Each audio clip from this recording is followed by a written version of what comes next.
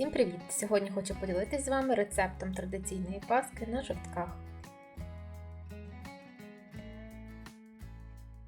Потрібні ось такі інгредієнти.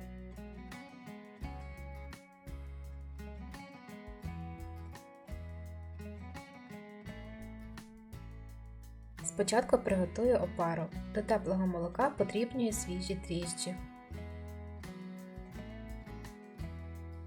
Перемішую.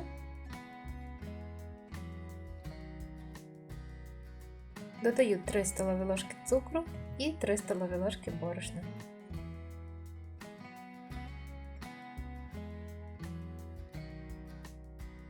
Перемішую до однорідної консистенції.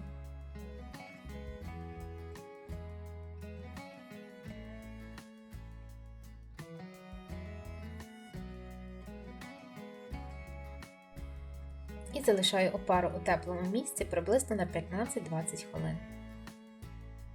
Ось так гарно підросла опара.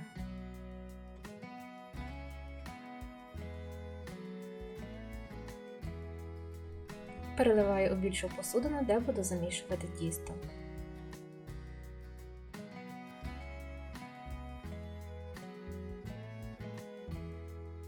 Всипаю цукор, також ще можна додати ванільний цукор.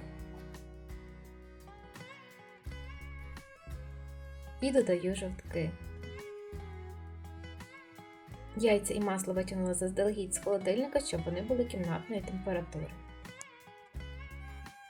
Також ще й дуже важливо, що під час приготування паски у вас має бути хороший настрій, і тоді у вас усе вдасться.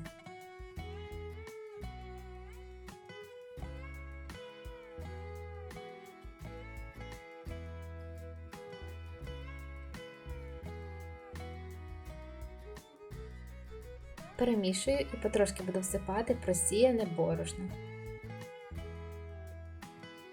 У мене у мисці просіяно 1 кг борошна, але може знадобитися трішки менше чи більше.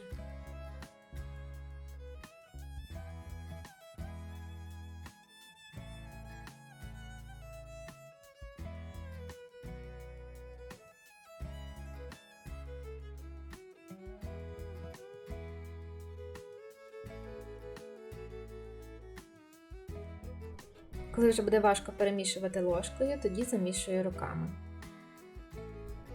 Але якщо у вас є планетарний міксер, тоді вам буде набагато легше замісити тісто. Я буду замішувати вручну.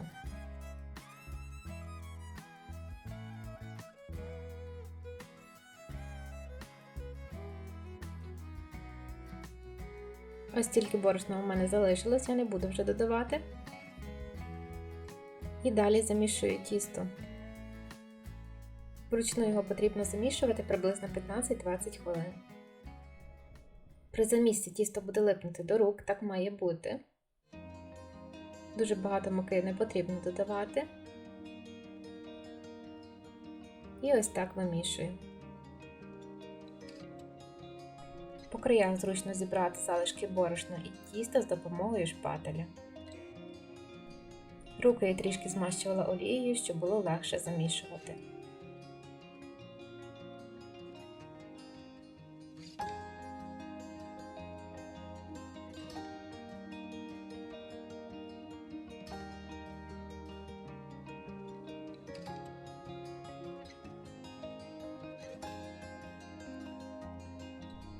Тісто стало більш еластичніше, але воно ще липне до рук. Накриваю рушничком і залишаю у теплому місці на 1 годину. До паски я буду додавати родзинки, я їх добре промила і замочила в ароматному алкоголі. Через годину тісто ось так гарно підросло. Зазвичай у мене тісто піднімається у трішки підігрітій духовці. Я підігріваю її до 30-35 градусів, виключаю і тоді кладу туди тісто. Вливаю олію, яка залишилась. При попередньому замісі я змащувала руки олією з цих 50 мл.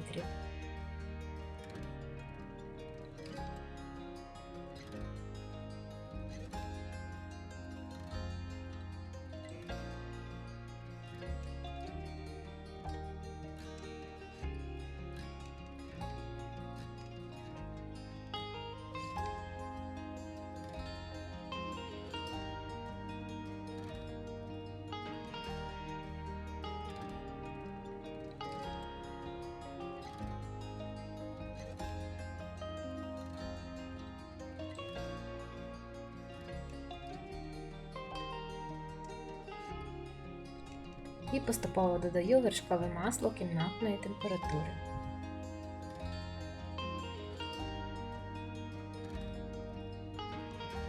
Добре вимішую масло з тістом.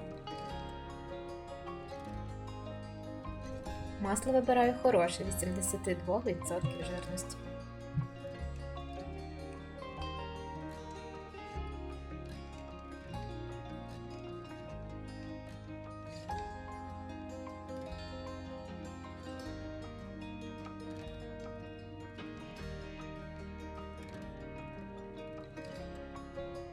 І замішую, щоб була однорідна текстура.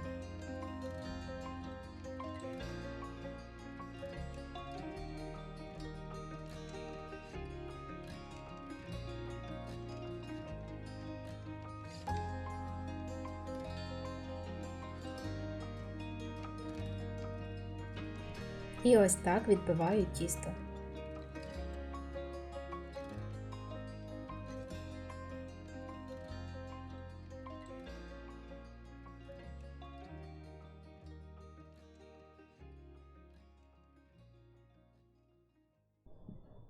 Тісто ось таке приємне і не липне до рук. Додаю цедру апельсина і лимона. Також зразу можна сюди додати ще і родзинки, але мені потрібна буде частина тіста без родзинок для косичок. Потім я покажу, як буду ними прикрашати паски. Далі трішки замішую тісто вже з цедрою.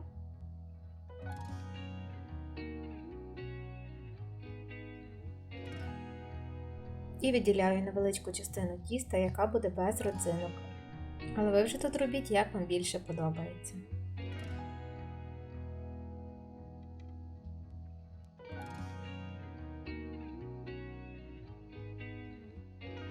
Тепер всипаю підготовлені родзинки і вмішую їх в тісто.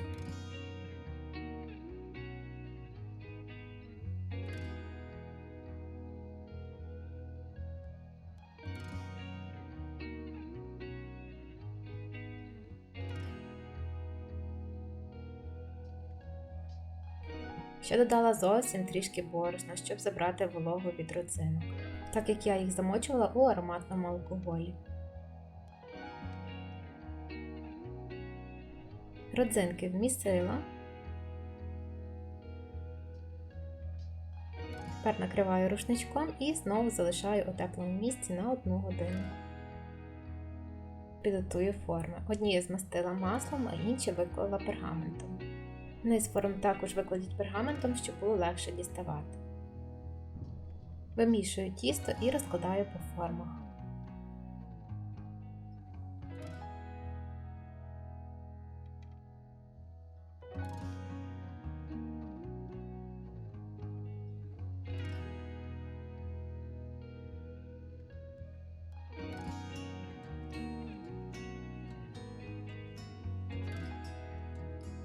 Старайтесь, щоб зверху не було родзинок, бо вони можуть підгоріти.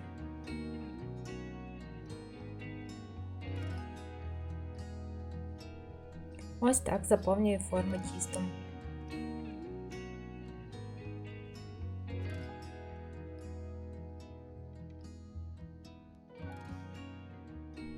Дві паски я прикрашу косичками.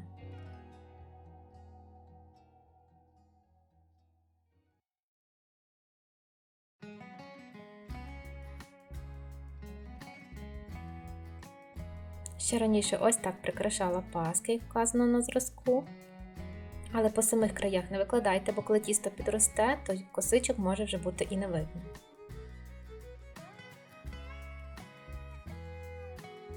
Ось такі будуть пасочки, тісто вже трішки підросло. Накриваю рушничком і залишаю у теплому місці, щоб вони підросли. Перед випіканням змащую паски жовтком. Духовку я підігріваю до 180 градусів, потім кладу паски і зменшую до 160. У мене вийшло 5 пасок середнього розміру, я їх випікала приблизно 50 хвилин. Але маленькі можуть випікатися і півгодини. Паски готові, вони ось такі рум'яні і дуже ароматні. Через півгодини випікання я їх прикрила пергаментом. Готовність пасок перевіряйте шпажкою, вона має виходити суха.